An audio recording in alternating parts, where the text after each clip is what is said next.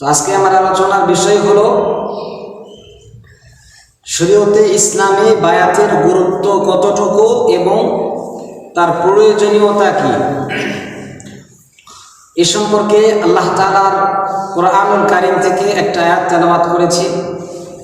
আল্লাহ রাসূল সাল্লাল্লাহু আলাইহি ওয়াসাল্লামের অসংখ্য হাদিস থেকে ছোট্ট একটা হাদিস আপনাদের সামনে পেশ করেছি। আমাদেরকে প্রথমে জানতে হবে, মানুষ দুনিয়াতে আসার পরে আল্লাহ তাআলা মানুষদের উপরে যত প্রকারের বিধি বিধান আরোপ করেছেন, এই সমস্ত বিধি বিধানগুলো দুই ভাগে বিভক্ত। কয় ভাগে? প্রথম প্রকারের নাম আহকামে যাহিরি, প্রকাশ্য বিধিবিধান সমূহ। নাম্বার 2 আহকামে বাতিনি, গোপন বিধিবিধান সমূহ। এই দুই প্রকার। তাহলে আল্লাহ তাআলা মানুষদের উপরে শরীয়তে ইসলামে যত বিধি বিধানগুলো আরোপ করেছেন তা কয় ভাগে বিভক্ত? দুই ভাগে বিভক্ত। প্রথম প্রকারের নাম আহকামে যাহিরি, দ্বিতীয় প্রকারের নাম আহকামে বাতিনি। এই দুই প্রকারেরই গুরুত্ব অনেক বেশি। আহকামে যাহিরি কি? আহকামে যাহিরি অনেকগুলো, এই সবগুলো মানা ফরজ।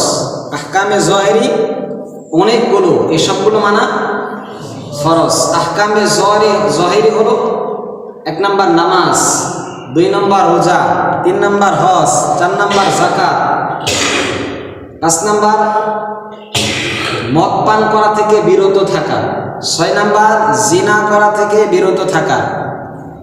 এরকম আহকামে যাহিরি প্রকাশ্য বিধিবিধান সমূহ অনেক প্রকার। এই সব বিধিবিধানগুলো মানা ফরজ। এই সব বিধিবিধানগুলো মানা। অনুরূপভাবে আহকামে বাতিনি অনেক প্রকার। তন্মধ্য থেকে কয়েক প্রকার হলো, 1 নম্বর আল ঈমান বিল্লাহ। 1 নম্বর বিধান হলো আল্লাহ তাআলার প্রতি ঈমান আনা, তাওহীদকে স্বীকার করা, একাত্মবাদকে স্বীকার করা। 2 নম্বর ইসলাম ধর্ম গ্রহণ করা। 3 নম্বর নিজের ভিতর থেকে হিংসা বিদ্বেষকে দূর করা। 4 নম্বর নিজের চরিত্রকে সংশোধন করা, আত্মশুদ্ধি করা। 5 নম্বর নিজের মধ্য থেকে অহংকারকে দূরীভূত করা ইত্যাদি। এই সবগুলো মানে এটা ফরজ। তাহলে আমরা জানলাম মানুষের উপরে আল্লাহ তাআলা যত প্রকার বিধান অবতীর্ণ করেছেন তা দুই ভাগে বিভক্ত। প্রথম প্রকার আহকামে যাহিরি, দ্বিতীয় প্রকার আহকামে বাতিনি। আর এই উভয় প্রকার মানা মানুষের উপরে ফরজে আইন। উভয় প্রকার বিধান মানা মানুষের উপরে ফরজে আইন, উভয়টাই মানতে হবে। শুধু আহকামে যাহিরিকে কেউ মানলো, আহকামে বাতিনি কেউ মানলো না, তাহলে তিনি মুমিন মুসলমান হতে পারবে না। কারণ এটা যেমন মানা ফরজ, দ্বিতীয় যেটা হলো এটাও মানা ফরজ। এবার আহকামে যাহিরি এগুলো যে মানতে হবে, পালন করতে হবে, এই ব্যাপারে কোনো রেফারেন্স আছে কি নেই? এবার শুনুন, আহকামে যাহিরির বিধিবিধানগুলো মানা ফরজ, এই সম্পর্কে আল্লাহ তাআলা কোরআনুল কারীমের মধ্যে, হাদিসের মধ্যে অসংখ্য আয়াত এবং হাদিস আল্লাহ তাআলা আল্লাহ রসুলের মাধ্যমে জানিয়ে দিয়েছেন। নাম্বার 1 আহকামে যাহিরির প্রথম বিধান ছিল নামাজ পড়া। 1 নম্বর বিধান ছিল। এই সম্পর্কে আল্লাহ তাআলা পবিত্র কোরআনুল কারীমের মধ্যে বলেছেন, আকিমুস সালাহ ওয়া আতুজ যাকাত ওয়ারকাউ মা'আর রাকিঈন। আল্লাহ তাআলা বলেন, বান্দা, আহকামে যাহিরির প্রথম বিধান হলো নামাজ পড়া। আল্লাহ তাআলা বললেন, আকিমুস সালাহ, বান্দা তোমরা নামাজ প্রতিষ্ঠা করো, নামাজ কায়েম করো। নামাজ কায়েম কি করে করব? আল্লাহ তাআলা পরের আয়াতে জানিয়ে দেয়, ওয়ারকাউ মা'আর রাকিঈন, তোমরা রুকুকারীদের সাথে রুকু করো। তাহলে 1 নম্বর বিধান নামাজ প্রতিষ্ঠা করা। আল্লাহ তাআলা বললেন, বান্দা তোমরা নামাজ প্রতিষ্ঠা করো। কিভাবে নামাজ প্রতিষ্ঠা করবা? আল্লাহ তাআলা ছোট্ট একটা একটা সিস্টেম আমাদেরকে জানিয়ে দিলেন, ওয়ারকাউ মা'আর রাকিঈন, তোমরা রুকুকারীদের সাথে রুকু করো। 2 নম্বর বিধান ছিল আহকামে যাহিরের, যাকাত প্রদান করা। আল্লাহ তাআলা সম্পর্কে বললেন, খুদ মিন আমওয়ালিহিম সাদাকাতান তুতাহহিরুহুম ওয়া তুযাক্কিহিম বিহা। আল্লাহ তাআলা বললেন, বান্দা তোমাদের সম্পদের একটা অংশ, এখানে এতিম মিসকিন গরিব মানুষের হক আমি আল্লাহ তাআলা নিয়ত রেখেছি, অতএব তোমরা তোমাদের সম্পদ থেকে এতিম মিসকিন অসহায় মানুষদেরকে যাকাত প্রদান করো। আহকামে যাহিরের 3 নম্বর বিধান ছিল জিনা করা যাবে না। এই সম্পর্কে আল্লাহ তাআলা পবিত্র কোরআনুল কারীমের মধ্যে জানিয়ে দেয়, ওয়ালা তাকরাবুজ জিনা ইন্নাহু কানা ফাহিশা। আল্লাহ তাআলা জানিয়ে দেয়, বান্দা আহকামে যাহিরের 3 নম্বর 4 নম্বর বিধান ছিল জিনা করা যাবে না। আল্লাহ তাআলা বলছেন, জিনা করা তো দূরের কথা, জিনার ধারে কাছেও যাওয়া যাবে না। আহকামে যাহিরের আরেকটা বিধান ছিল হজ করা। আল্লাহ তাআলা এই সম্পর্কে পবিত্র কোরআনুল কারীমের মধ্যে জানায় দেয়, ওয়া আতিমুল হাজ্জা ওয়াল উমরাতা লিল্লাহ। আল্লাহ তাআলা বলেন, বান্দা যদি তোমার উপরে হজ ফরজ হয়ে যায়, তাহলে তোমাকে হজ পালন করা তোমার উপর আমি আল্লাহ তাআলা ফরজ করে দিলাম। এই গেল আহকামে যাহিরি, নামাজ, রোজা, হজ, যাকাত এবং জিনা থেকে বিরত থাকা। তাহলে এই সমস্ত কোরআনের আয়াত দ্বারা আমরা সুস্পষ্টভাবে বুঝতে পারলাম আহকামে যাহিরির সমস্ত বিধিবিধানগুলো মানা ফরজে আইন। যদি কেউ আহকামে যাহিরির কোনো একটা বিধানকে অস্বীকার করে, তাহলে তিনি আল্লাহর আয়াতকে অস্বীকার করলেন, আর আল্লাহর আয়াতকে অস্বীকার করা মানে তার ঈমান থাকবে না। এবার আসুন আহকামে বাতিনি কি। আহকামে বাতিনির বিধানগুলো মানা ফরজে আইন, এটা কোরআন এবং হাদিস দ্বারা প্রমাণ করেন।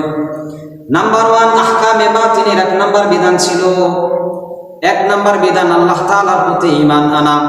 আল্লাহ তাআলা কোরআনুল কারীমের অসংখ্য আয়াতের মধ্যে আল্লাহ তাআলা জানিয়ে দেয় যে মানুষ, হে আমার বান্দারা, তোমরা আমার প্রতি ঈমান আনো, এক আল্লাহর প্রতি ঈমান আনো, আল্লাহর সাথে কাউকে শরীক করিও না। 2 নম্বর বিধান ছিল আল্লাহ তাআলার মহব্বত, রাসূলের মহব্বত নিজের অন্তরের মধ্যে পয়দা করতে হবে।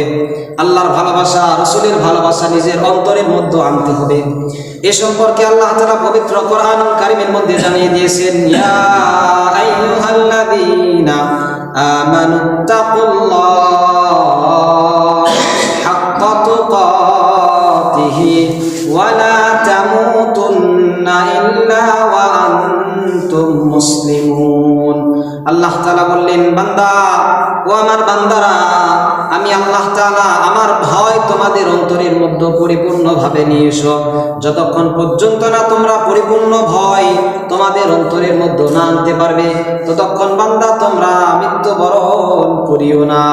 অতএব এখান থেকে আল্লাহ তাআলা বোঝাচ্ছেন, আমানুত্তাকুল্লাহ, আল্লাহর ভয় আমাদের অন্তরের মধ্যে আনতে হবে। নাম্বার 3, আহকামে বাতিনির একটা বিধান ছিল হিংসা করা যাবে না। এই সম্পর্কে আল্লাহ রাসূল সাল্লাল্লাহু আলাইহি ওয়াসাল্লাম বুখারী শরীফের মধ্যে বলেছেন, ইয়াকুম ওয়াল হাসাদা ফাইন্নাল হাসাদা ইয়াকুলুল হাসানাত কামা তাকুলুন নারুল হাতাব। আল্লাহ রাসূল সাল্লাল্লাহু আলাইহি ওয়াসাল্লাম জানিয়ে দেয়, বান্দা হিংসা থেকে বিরত থাকতে হবে, নিজের মন থেকে হিংসাকে দূরীভূত করতে হবে। যদি তুমি হিংসা করো, ক্ষতি কি? আল্লাহ রাসূল সাল্লাল্লাহু আলাইহি ওয়াসাল্লাম জানিয়ে দিয়েছেন, ইয়াকুলুল হাসানাত, হিংসা মানুষের সমস্ত নেকিগুলোকে খেয়ে ফেলে, নষ্ট করে ফেলে। কিভাবে মানুষের নেকিগুলোকে হিংসা নষ্ট করে ফেলে, খেয়ে ফেলে? আল্লাহ রাসূল সাল্লাল্লাহু আলাইহি ওয়াসাল্লাম দুনিয়ার মানুষ যেভাবে বসে ওরকম একটা উদাহরণ আল্লাহ রাসূল সাল্লাল্লাহু আলাইহি ওয়াসাল্লাম দিয়েছেন। আল্লাহ রাসূল বলেন, ইয়াকুলুল হাসানাত কামা তাকুলুন নারুল হাতাব। আল্লাহ রাসূল জানিয়ে দেয়, বান্দা মানুষের যদি হিংসা করে নেকিগুলোকে নষ্ট হয়ে যায়। এর উদাহরণ হলো আগুন যেভাবে শুকনো কাঠকে পুড়ে তামা করে দেয়, ছাই করে দেয়, চূর্ণ বিচূর্ণ করে দেয়, অনুরূপভাবে বান্দা তুমি যদি হিংসা করো, আল্লাহ তাআলা আল্লাহ রাসূলের মাধ্যমে জানিয়ে দিয়েছেন, বান্দা হিংসা তোমার নেকিগুলোকে এরকম আগুন যেমন কাঠকে জ্বালিয়ে দেয়, তোমার হিংসার কারণে আল্লাহ তাআলা তোমার নেকিগুলোকে এরকম ভাবে জ্বালিয়ে দেবেন। বলতেছিলাম আহকামে বাতিনের একটা বিষয় হলো, একটা বিধান হলো হিংসা থেকে বিরত থাকতে হবে। আহকামে বাতিনের আরেকটা বিধান হলো নিজে কোনো সময় অহংকার করা যাবে না, নিজেকে ছোট রাখতে হবে। এই সম্পর্কে আল্লাহ রাসূল সাল্লাল্লাহু আলাইহি ওয়াসাল্লাম হাদিসের মধ্যে বলেছেন, মান তাওয়াদা লিল্লাহ রাফাহুল্লাহ।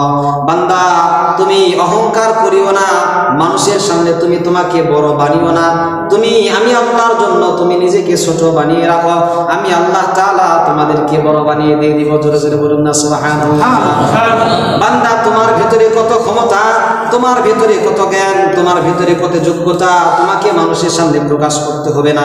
তুমি অহংকার করবা না, কারণ অহংকার এমন একটা জিনিস বান্দা, তুমি অহংকার করলে আমি আল্লাহ প্রদত্ত নূর ইলম তোমার মধ্যে থাকবে না।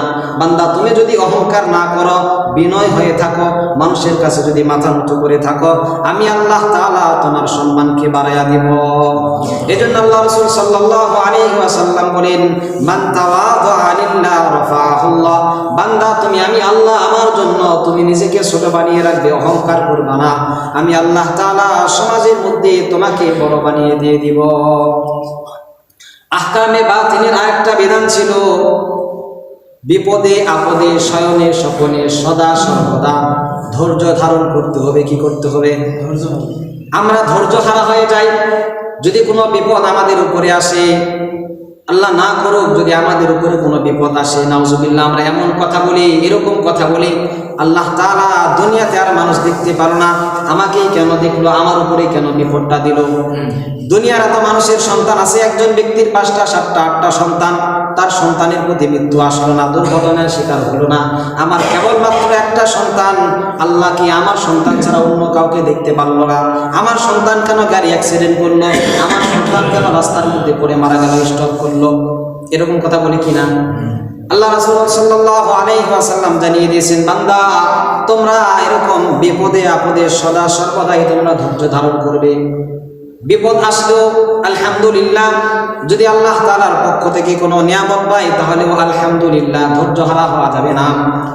আহকামে বাতিনের একটা বিধান ছিল, বিপদে আপদে আল্লাহ তাআলার ধৈর্য ধারণ করতে হবে। এই সম্পর্কে আল্লাহ তাআলা পবিত্র কোরআনুল কারীমের মধ্যে জানিয়ে দেয়, ইয়া আইয়ুহাল্লাযীনা আমানুসবিরু ওয়াসাবিরু ওয়ারাবিতু। আল্লাহ তাআলা বলেন, বান্দা বিপদের সময় আমি রব আমার উপর ধৈর্য ধারণ করবে। বান্দা বিপদে আপদে সর্বদাই আমার উপরে তুমি ধৈর্য ধারণ করবে, নৈরাশ হওয়া যাবে না। আল্লাহ তাআলা অপর আয়াতের মধ্যেও জানিয়ে দেয়, ইয়া আইয়ুহাল্লাযীনা আমানু, হে ঈমানদারেরা, তোমরা যারা ঈমান এনেছ, আমি আল্লাহ আমাকে বিশ্বাস করেছ, তোমরা আমার ঘোষণা তোমরা শুনিয়ে রাখো। আল্লাহ তাআলা বলছেন, লা তাকনাতু মির রাহমাতিল্লাহ। বান্দা তোমরা নৈরাশ হয়ো না, যতই গুনাহ করো না কেন, আমি আল্লাহ তাআলার আশা থেকে, রহমত থেকে তোমরা নৈরাশ হয়ো না। অতএব আমরা বিপদে পড়েও নৈরাশ হব না, ধৈর্য ধারণ করবো ইনশাআল্লাহ। বলতেছিলাম আহকামে বাতিনের এরকম আরো অনেক বিধান আছে যেগুলো মানা ফরজে আইন। অতএব যদি কোনো বান্দা আহকামে বাতিন অস্বীকার করে, যদি বলে আমি আহকামে বাতিনকে মানব না, তাহলে তিনি মুমিন মুসলমান হতে পারে না। কথা বলুন ঠিক কিনা? তাহলে এতক্ষণ ধরে আমরা জানলাম আল্লাহ তাআলা বান্দার উপরে যত বিধান নাজিল করেছেন, এই সমস্ত বিধানগুলো দুই ভাগে বিভক্ত, একটা হলো আহকামে যাহিরি, একটা হলো আহকামে বাতিনি। আচ্ছা বলেন তো দেখি, মানুষ মৃত্যুর পরে পরপারে মুক্তি পাওয়ার জন্য শুধু আহকামে যাহিরি কি যথেষ্ট? মানে শুধু নামাজ পড়েছে, রোজা করেছে, হজ করেছে, যাকাত দিয়েছে, জিনা থেকে বিরত থেকেছে, ঈমান আনে নাই, বিপদে আপদে আল্লাহর উপর ধৈর্য ধারণ করে নাই, নিজের মন থেকে হিংসা বিদ্বেষকে দূরীভূত করে নাই, নিজেকে অহংকার থেকে মুক্ত করে নাই, ইসলাম কবুল করে নাই, তাহলে এই ব্যক্তি কি জান্নাত যাবে? না। তাহলে এতক্ষণ ধরে আমরা এই আলোচনা থেকে, কোরআনের এই আলোচনা থেকে আমরা সুস্পষ্টভাবে বুঝতে পারলাম, যদি কোনো বান্দা মৃত্যুর পরে পরপারে মুক্তি পেতে চায় তাহলে তাকে কয়টা বিধান মানতে হবে? দুইটা। আহকামে জহিরিকেও মানতে হবে, আহকামে বাতিনিকেও। যদি এতটুকু বুঝে থাকে তাহলে আমরা এই সময় এখন বুঝি আহকামে জহিরি আনা সম্ভব। আহকামে জহিরি একা একা আনা, একা একা নামাজ পড়া সম্ভব, একা একা রোজা রাখা সম্ভব, একা একা হজ করা সম্ভব, দান সৎকা করা সম্ভব, গুনাহ থেকে জিনা থেকে বিরত থাকা সম্ভব। কিন্তু আহকামে বাতিনি যেটা, এক আল্লাহর প্রতি ঈমান আনা, ঈমানের উপরে অটল অবিচল থাকা, ইসলামের উপরে অটল অবিচল থাকা, নিজের থেকে হিংসা বিদ্বেষকে দূরীভূত করা, নিজেকে ছোট রাখা, অহংকার দূর করা, নিজের চরিত্রকে সুন্দর করা, নিজের ভবিষ্যৎ জীবনকে সুন্দর করা, এক কথায় আত্মশুদ্ধি করা, আত্মশুদ্ধি করা, এটা কি নিজে নিজেই করা সম্ভব? এটা নিজে নিজেই করা সম্ভব নয়। এটা যে নিজে নিজে করা সম্ভব নয়, আমি অসংখ্য প্রমাণ আপনাদের সামনে পেশ করবো ইনশাআল্লাহ। তাহলে এতক্ষণ ধরে আমরা যেটা বুঝলাম যে মানুষ সফল কাম হওয়ার জন্য, পরপারে মুক্তি পাওয়ার জন্য দুইটা বিধান তাকে মানতে হয়, আর দুইটাই মানা ফরজে আইন।